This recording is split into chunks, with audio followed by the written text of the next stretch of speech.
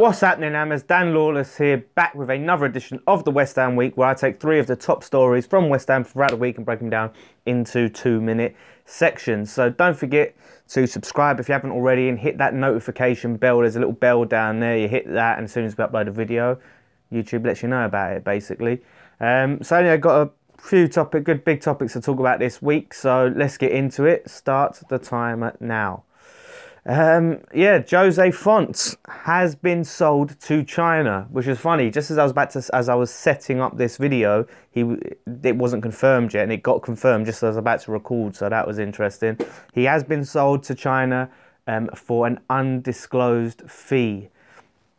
So, well, when I say sold to China, the team he was sold to, I better get that up, Dalian Yifang. It's been sold to Chinese Super League team, undisclosed fee, believed to be around £5 million. So it's come a bit kind of out of nowhere, as he just got fit again, and now we've bloody sold him. I think it's a move that he wanted, and you can't blame him. He's completely mugged off by Sullivan, saying about, it was a Bilic signing, my kids begged me not to sign him, all of this sort of stuff. And until he got injured, he was hitting some good form for us this season. So it is kind of baffling, because we've got Winston Reid. Apparently he's got a chest infection or something and can't play for Liverpool. So it leaves us with Ogbonna and Collins as our only senior centre-backs that we have. So it's another sort of, as the sale goes, he's on high wages, and £5 million, 34-year-old, it's not bad business, but it's at the wrong time for me. It's a sale that in the summer, fine, you can go out and replace him, but we can't replace him now, and we've got some crucial games coming up.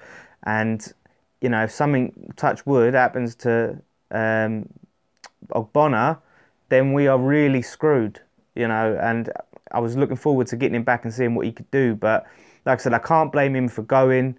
Completely out of order the way the board treated him. He was professional through his time here. I wish him luck. He's 34. One last big payday. And let's just hope he don't come back to bite us in the arse. Okay, and another story. Speaking of board or club incompetence, rather, West Ham have been charged with a breach of doping in relation to club whereabouts, they say. So, a lot of people have been getting excited and like jumping on, going, West Ham had been cheating, their players are doped up and all of this sort of stuff, which if you was to just see our performances and our position in the table, that ain't true. It's apparently to do with whereabouts is what the relation is, and I think, knowing where your players are. If you do need to then go and give them a on-the-spot test or something like that.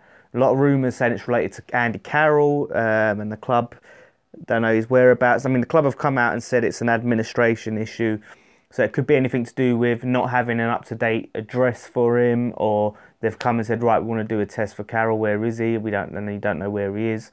While they're playing for the club, you need to know if they're in the country, not in the country, and it's just another sort of another embarrassing thing to add to a catalogue of errors by the club. We seem to always be in the press for the wrong reasons lately, getting negative attention, and it's just making the club look bad. So it's just a bit of a shambles. It's not the first time we've had these sort of errors and issues. So hopefully it gets sorted and they can answer the charge and say, look, here's the information you need.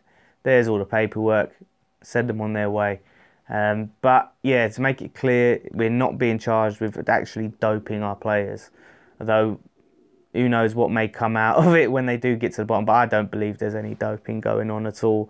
It's just incompetence in terms of the administration of the club. So that's not a real surprise. We'll keep up to date with it and see what happens. They've got some time to respond. Finally, talking about defenders leaving the club, Reece Oxford has attracted interest from Atletico Madrid. That's right, Atletico Madrid are reportedly interested in him, and the fee that we want, it talks about, is £12 million. So £12 million is what's been quoted to Gladbach, but so I think Atletico reportedly prepared to pay that. Now, to me, if Atletico Madrid are interested in him, they must see something in him. They have to for them to want to sign him. So to me, personally, I don't think we should sell him. I mean, he wants game time. I don't think he'd get that at Atletico, to be honest, but it's an attractive proposition, you know, for a young player like him.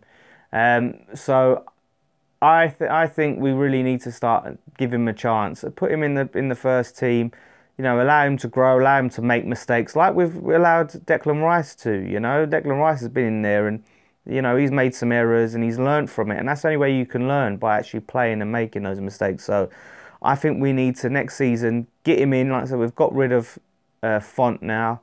Obviously, we do need to go and buy a centre-back in the summer. We need some youth in there, or some pace. But I think get Oxford in there and give him a run and really see what he can do in the Premier League. Because you do need that consistent game time, consistent time in the squad. Like I said, Rice has benefited from it greatly. So let's see what he can do. He did attract a bit of sort of controversy from the West Ham fans when he was sort of appeared overexcited to go to Gladbach. But you can't blame him. Like, he wants to play football, and he's getting to play football. So let's keep hold of him, get him back in the first team and see what happens. So there you go, guys. Thank you so much for watching. I couldn't get my words out at some points. I don't know what's the matter with me.